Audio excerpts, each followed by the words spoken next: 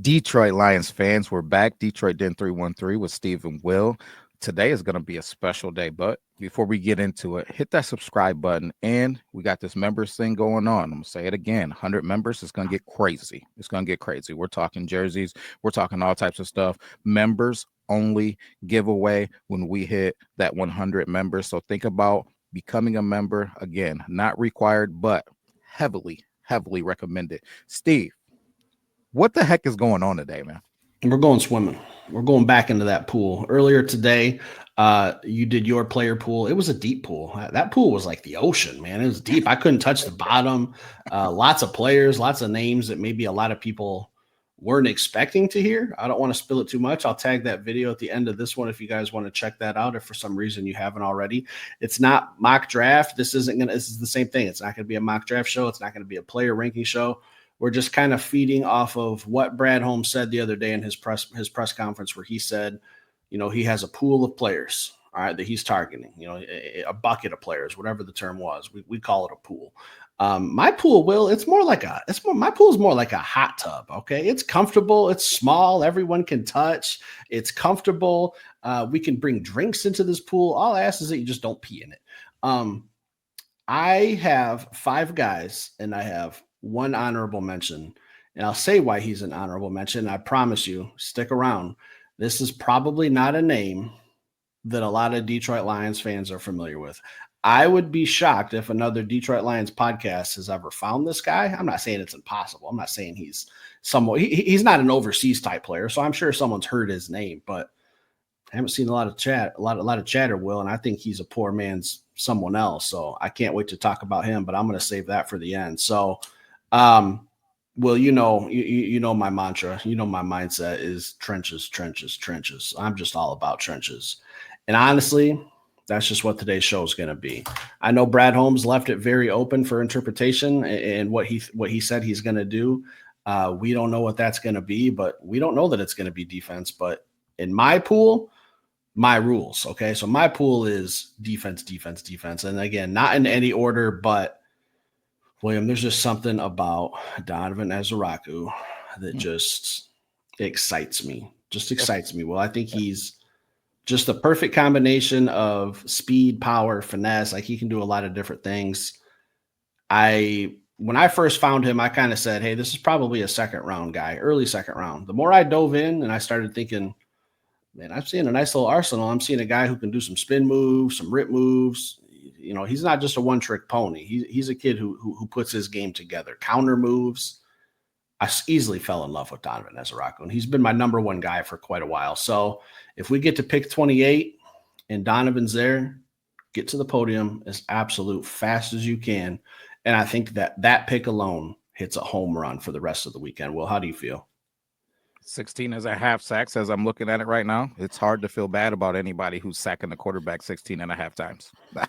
Let's start there. Like, it's hard to have a problem with bringing anybody in who could sack the quarterback at that type of level. Listen, this wasn't Division III football. This was Division I football he was playing, and he was getting to the quarterback. So that excites me immediately. But those who watch the show know I'm not a statistic guy. I'm not a combine guy. Those individual things aren't going to blow my mind. They'll get me interested, but they won't blow my mind. Exactly like you said, Steve. You turn on the film, this dude's got all types of pass rush moves. He has excellent pass rush plans. The dude, I think, he's going to have to make some adjustments when he gets to the NFL level and get used to. It might take a little bit of time for him to get used to the NFL game, doing those same moves and those same things. But I think this is a high floor guy. He may not have the ceiling that some of these other guys have, but if you just want to get a good freaking football player on your team, you draft Donovan Ezeiruaku, man. So yeah, I like the kid. I would be ecstatic if we brought him into the Detroit Lions. If he's available, don't overthink this, Brad. Unless your trade back scenario is just really, really phenomenal, just take your time, field your phone calls, do your due diligence in that war room. See who's calling you, what area code's popping up on the cell. If the offer is not good, wait till about that 8-minute mark and just turn your pick in. And everyone, I think, in Detroit would be more than happy. So, well, that leads right into my next guy, because you said you can't ignore 16 and a half sacks. So I know damn well you can't ignore someone who had more sacks than him. There's only one guy in college football who had more sacks than him, and that's Mike Green of Marshall. We are Marshall. Marshall. I wanted to yell that, but the baby's sleeping downstairs, and trust me, we've been in war today, so I have to keep it down. That's why I'm talking a little quiet.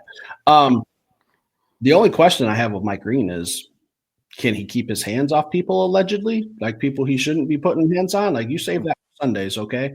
You want to put your hands on someone, put the pads on and go put your hands on some offensive linemen because he's very, very, very, very freaky athletic, Will. He's probably the best pass rusher in this draft, if I'm being honest with you. The only reason he's not a top 10, top 15 pick is because of some allegations. And I was absolutely pissed at the senior day when he blew up that tackle from Oregon and just ran right through him, stole his lunch, took his girlfriend out to dinner later that night. And I said, damn, he's going to be on the map now. A lot more people are going to be finding out about Mike Green. But very, very high on my list. If you put the character issues aside, Will, how do you feel about Mike Green? Yeah, if I put the character issues aside, I cannot say I'm in the same boat as you as far as best pass rusher in the draft, but darn football player, I will say for sure. He's somebody that early in this process, before we even started talking prospects, you and I talked about him and how excited we were about his game before the freaking Senior Bowl and the blowing up Corley from Oregon and all of that stuff, man. And like you said, then next thing you know, he's got this viral moment and he's just the hype is unbelievable and things got crazy. Uh, if the Lions drafted him, first thing that I'm going to do is trust Brad. He like we talked about the other day when we talked about JPJ, man. When we said he passed the vetting process. So this is, please don't put it in the comments, guys. His stuff that he's got going on. We're under the assumption that he passed the vetting process. Now we're just talking about football. This dude is a good football player. If the Lions drafted him, I think we got better. There's these are all allegations, and I'm going to ask this. Howie Roseman, GM of the Philadelphia Eagles, said that even if a player has allegations, he's immediately off their draft board. Do you think that Brad Holmes has that same mindset, and should he have that same mindset? Howie Roseman is a liar because Jalen Carter is on his team. What are we talking about? What are we? Let's start there. He wasn't alleged. He was guilty. Okay, so maybe that's the difference. I don't know. Yeah. He's only pulling in guys if they're guilty. I understand. Yeah. Fair enough. But yeah, man. I think that Brad answered the question when it was tossed at him at the podium. I don't think that he lied. The Detroit Lions go through their vetting process, and I think of a guy like J-Mo. J-Mo has some things going on. Now, he wasn't putting his hands on anybody, so I don't want to act like that was underlyingly something that he had going on. I'm not saying that, but he has some things going on. And Brad said we were very aware of who Jameson Williams was when we drafted him. Very aware. So that lets me know they do a strong background check. We say it all the time. They know who his third grade girlfriend was. They know what size diapers he wore when he was a baby. Like they have a strong understanding of who these guys are, man. And it wouldn't stress me out at all if they drafted him. See, I think the only difference is when Jameson Williams was drafted, there weren't any allegations or questions. It was just his health, his knee from the national championship game. Like, I don't think Brad probably knew that he's going to be placing bets at a Motor City Casino on a game night or, popping them boner pills, trying to, get aroused or whatever he was doing, or, the gun incident, which led to nothing. But I don't think he had that kind of stuff hanging over his head at draft time. Now it's a different story. You think there was stuff going on? Yeah, I think that Brad knew that this was a guy that came from the hood, and he had some hood, mentalities and thought processes. Like I think that's what he was speaking to when he was saying, like we knew who he was. Because if you look at J-Mo, man, J-Mo is a dude that come from the bottom, man, the bottom line, and he's trying to figure this thing out. He's trying to mature. And he's doing a great job. I will say that too. He's doing a phenomenal job, but. That's what I mean when I say I think Brad, when you get that type of kid in you give him a whole lot of money and you bring him into a professional atmosphere, expecting now that he's successful, right? And he continues to work hard and work on his craft and stay focused, you know that you're gonna have some challenges to battle through. And again, J-Mo's doing a great job with it. I'm excited to see how he goes, another 1,000-yard season or more coming up, moving forward in this upcoming season. But yeah, I think Brad knew a little bit more. He didn't know exactly that it would be betting, it would be gun charges, it would be this, but he knew it'd be some challenges. No gun charges. Well, everything was dropped. He's innocent. Innocent man walking the streets of Detroit. That's how we like it. And don't have too big of a season in the next 2 years. We want to keep you rated about where you are, and yeah, and keep that money down a little bit too. We want to be able to bring you back to Detroit. But Donovan Ezeiruaku, Mike Green, the two leading sack guys in college football last year, I can't ignore it. I think that's what the Detroit Lions need. Either one of those two. I talk about contingencies. All right. We just saw the world that we lived in last year with Aiden Hutchinson being hurt. Who's going to be that top dog if something happens again and Hutch has to maybe miss 2 or 3 games with a pulled hammy or something minor and he has to miss a couple games? Who's going to be that lead pass rusher? I don't think we really have one right now. So let's go out and get a guy that can, step up in a bigger role. And I don't think Zadarius Smith is worth talking about again. We talked about him in earlier episodes. So that's why we're going to kind of brush past that. But I think we just need a contingency plan for what if. I think that's where the team is. And that's a good thing where we don't have glaring needs. Let's just build up some backup plans for if something were to happen. So I think either one of those two guys, absolute home run. But let's get a little nasty. We've been talking some finesse guys, some pretty guys who are mean. But I want to talk about someone in the trenches that's just likes to put their hands on people. Like if you do what Tyleek Williams does on weekends, you're going to find yourself in Wayne County Jail for a couple days. Okay. I think you draft Tyleek Williams, number 3 in my pool, not in any order, but I'm just saying I think day one starter. I think he takes that starting job because Aleem McNeil's hurt. And then he's got his feet wet when Aleem McNeil comes back, and he's still probably a very, very nice rotational piece with him and DJ Reader maybe rotating in and out. But I think he's a day one starter, and he just provides great depth on the defensive line. Now, is D tackle the biggest need in the world? No, I like the signing of Roy Lopez, bringing back Levi, who could play D tackle or D end. Same thing with Josh Pascal, can play either position. But if I just want a pure defensive tackle who can get after a quarterback, Tyleek Williams, Ohio State, plug and play, day one, problem solved. So you're thinking Tyleek Williams is going to offer some pass rush? Absolutely. Okay. Under that premise, I like it. I will say Tyleek Williams and DJ Reader, I don't initially in my mind like the two of those guys right next to each other for whole games. Now, if we're talking run situations, I don't like it. I love it. Love it. Yeah. I love it. First, second down. Yeah. Plugs. Yeah, love it. I love those guys next to each other first, second down. But if we're talking pass rush, I think Aleem McNeil would be he's the guy, man. And then can he start over DJ Reader? Yet remains to be seen. But I will say it doesn't matter because we're going into the last season of DJ Reader's contract. Hey, maybe Tyleek Williams just comes and covers that spot for the next 5 seasons, and we let DJ Reader go. And not that I want to see him go. I like him. I love his game, man. But I think it would be a great fit for the Detroit Lions. So under those thought processes, man, I like it. And I'll just lump my next player into the same category, Derek Harmon. I know you're pretty high on him. Same position, defensive tackle, just an absolute problem. I don't even really see that much of a difference between Tyleek Williams and Derek Harmon. Sorry, I just had a complete brain fart right there. I could hear some crying downstairs, and it just sounds like World War III. I don't know. Hopefully my wife's taking care of it.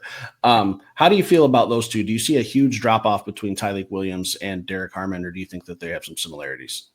Love Derek Harmon. You already know. I do like Tyleek Williams for the Detroit Lions a little bit better under the thought process of, like I just mentioned, maybe he's the DJ Reader replacement, where Derek Harmon, now we have Aleem McNeil and we have Derek Harmon. I think they both offer pass rush, but I don't know that you can have 2 pass rushers all the time. As your defensive tackles, and then Aiden trying to go get the quarterback. And then if we get an edge trying to go get the quarterback, I'm big on these guys have jobs. They got roles, and not everybody is going to be a pass rusher. So if he can be okay with figuring out which one of the guys is going to be a gap filler, a plugger, and which one is going to be going after the quarterback, if they're okay with just being a team guy and kind of playing your position that's asked of you for the scheme, I would like it. But I like the idea of Tyleek Williams more as like a nose type of guy, like a 2-gapper, a guy that's going to be beating double teams, like a guy that's going to be holding the line of scrimmage. I like that a little bit better. But listen, Steve, if Derek Harmon came to the Detroit Lions, I'm going to be happy. Detroit kid. Why wouldn't he want to come home? I'd be pounding the table to come play for the Detroit Lions and be next to Aiden Hutchinson for the next 5 seasons or more.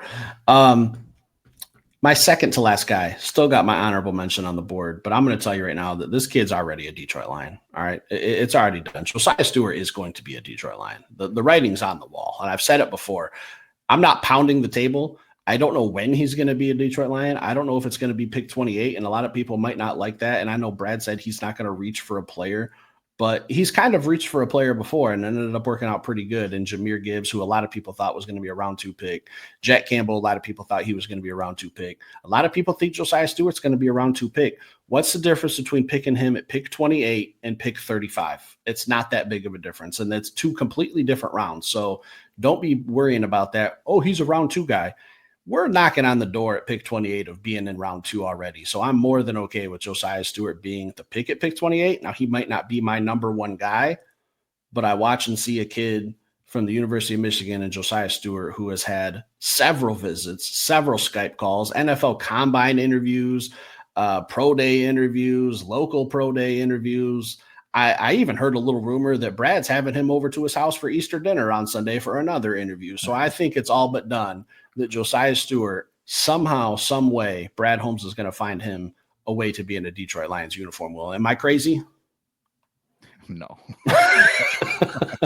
Would you? Let me ask this: would you be okay with Josiah Stewart at pick 28? I don't love it at pick 28. I don't love it. Would I be okay with it? I trust Brad. I'm going to be okay with darn near whatever he does, unless it was just ridiculous. And even if it was what I thought was ridiculous, I would take some pause and try to figure out why he did what he did. That's how much I trust him. But I don't love it as we sit here right now at pick 28. I think that, but I also understand that you can mock draft all you want, and he can be there every mock draft like he is at pick 60, and then you select him at pick 60. That doesn't mean in real life that's a real thing. And I would venture to say he's probably not going to be there at pick 60, right? So you gotta make some things happen if you want Josiah Stewart to be on your team. We talked about combinations of players and till we were blue in the face. If you just said, hey, listen, this is a guy who can play edge and he could potentially play Sam linebacker. I need him on my team because of the fit. I selected him at pick 28. It would make sense to me. So yeah, I wouldn't be in love with it because I'm living in the world where I'm dreaming about getting him as a second selection, and I still got something else in the first round. But hey, you got to do what you got to do to make your team better. He elevates the team, in my opinion. Yeah, I just don't see that big of a difference between like pick 28 and pick 37. Like, I don't know if people are really going to be that upset about it, because I think that's where Pierce is going to, or not Pierce, but I do have a question about him. So that's why he's on my mind. Josiah Stewart, I think he's going somewhere between 28 and 40. So is it that big of a difference? Like, is it a make or break if you're a Detroit Lions fan? I don't think so. And I'm with you. Not my first choice at pick 28, but I'm just watching the science. I'm seeing what Brad's telling me. I'm seeing his actions. He's very, very interested in this kid for a reason. How's he going to get him? Because I don't think he'll be there at 60. If that's the kid he wants, he'll take him at 28. That's all I'm saying. I'm not saying I love the idea, but I just have just a little inkling, just a little itch that something's going on. But let me ask you a question. You know what I was doing last night? Well, I was laying in bed and I had this idea in my head, and I don't know how to make this happen, but there's a reason I just mentioned James Pierce. What if? Is there a possibility we could end up with James Pierce Jr. and Josiah Stewart? And how would that make you feel? It would make me feel athletic. That's like, it would make me feel athletic. It would make me feel like if you come to Detroit and you're a mobile quarterback, the days of running around and doing whatever you want are now done. Bottom line, if you get those 2 guys, you no longer run around and have an hour to zig and zag on our big physical D linemen who aren't the fastest and most athletic guys in the world. Right. It's no longer just DJ Reader trying to track you down in the lean McNeil. You know what I mean? You're over there double teaming Aiden Hutchinson and having a field day, running around zigging and zagging, spinning Levi Onwuzurike in circles. Those days are behind you if those guys are on the field. So yeah, it would make me feel very happy, Steve, very athletic. I'm already playing with it in my mind. Josiah Stewart and James Pierce Jr. out there on one edge. You got Aiden Hutchinson on the other edge. You got Brian Branch floating around there. You got Lee McNeil running around there. Steve. So I think the only way to make this possible, and if someone else has another idea, you have to take one of them at 28, obviously, and then you probably have to take pick 60 and move back up into the 30s for either one. But I was just thinking about it last night. Like, could you have Josiah Stewart playing edge and James Pierce Jr. playing some Sam, or vice versa if Brad thinks one's better suited for the other position? And I was just like, man, that solves a lot of problems if you can pull something like that off. So if that's what happens, I want to know that you guys heard it here first. All right. That's my idea. And I think it's a long shot. The chances of this happening are probably less than 1% that we land both of these players in this exact scenario. But I don't know, Will. I think there's interest in Josiah Stewart, and I look at James Pierce Jr., and I think he's one of the more athletic defensive ends who can play some Sam linebacker, and same thing about Josiah Stewart. So could Brad double down? Because he's done that before. He's taken two defensive tackles. Last year he took 2 corners. Maybe this year he takes 2 versatile guys who could play edge and Sam, because it's right there. If that's what he wants to do, it's an option, but he'd have to do some maneuvering. Steve, we had a draft show many moons ago where we got on and I talked about how badly I wanted to have in the first round either Devon Witherspoon or Brian Branch. Had to have him. Or Devin Witherspoon. Seattle Seahawks, whatever his first name is. Yeah. I talked about it like, man, gotta have him in the first round. If you would have told me that Brian Branch was going to be available in the second round, I'd have said, you're absolutely out of your mind. Are you crazy? This dude's a monster. And there he sat and Brad wouldn't got him. I think there's a more than a 1% chance that Pierce is there at the back half of this draft because of all of these character concerns that people are talking about. So I think I don't think you're giving yourself enough credit. I think he could slide. And if James slides, Steve, you just grab him. And now your only focus is getting back up to go get Josiah Stewart. And if something like that happens, Steve, I start booking my hotel for the Super Bowl. I'll say this: if it's pick 28 in the picks James Pierce, I'm more than happy. Now, if we get on here that night and we're talking about how happy we are on our round 1 recap, and we're talking about some options, I'm going to recap this scenario, and then the next day when we're watching day 2 of the draft, if I see the Detroit Lions have traded up and Josiah Stewart's still available, William, I don't know how I'd behave. I don't know how I would behave if we ended up with both of those kids who are just athletic freaks, unblockable nightmares, versatile. I don't know. I want it to happen, but I'm just saying, like, the odds, both players, perfect trade-up scenario. I don't know. I can't predict the future. Trust me, I'd be looking at some numbers and playing the lottery a lot more. But that's what I want. That's what I want to happen. So if we can leave this draft with both of those guys and just be an absolute problem on defense, problem solved, I think, with just those 2 kids. And I've said before, months ago, I said the Detroit Lions, I think, are only 2 pieces away. And there's a ton of different combinations. I think this Detroit Lions defense gets better. This is just one that it's a good fit, and it makes sense to double down with 2 versatile players who could play 2 different positions on a football field.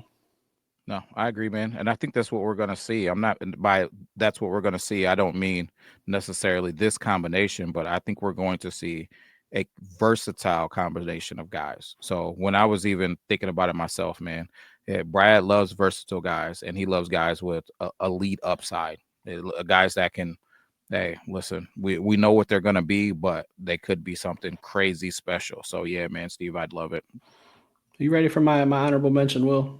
You ready for this? Because I'm really waiting. I think you'll probably know who he is, but I'll just say this. There's a reason I saved Josiah Stewart for last, and he's not last on my list, not a ranking show. But if he goes and he doesn't end up a Detroit Lion, there's a kid from the University of Central Arkansas, William. Do you know who I'm talking about? I do. David Walker, I think, is, and I mean this because I don't think he's as athletic, but I think he's a poor man's Josiah Stewart. Okay. Just not as athletic, but can still do a lot of similar things. I think he's more of a premier, or not a premier. Scratch that. I did not call David Walker a premier pass rusher, but I think he has great pass rush moves. I'm going to get hammered for that.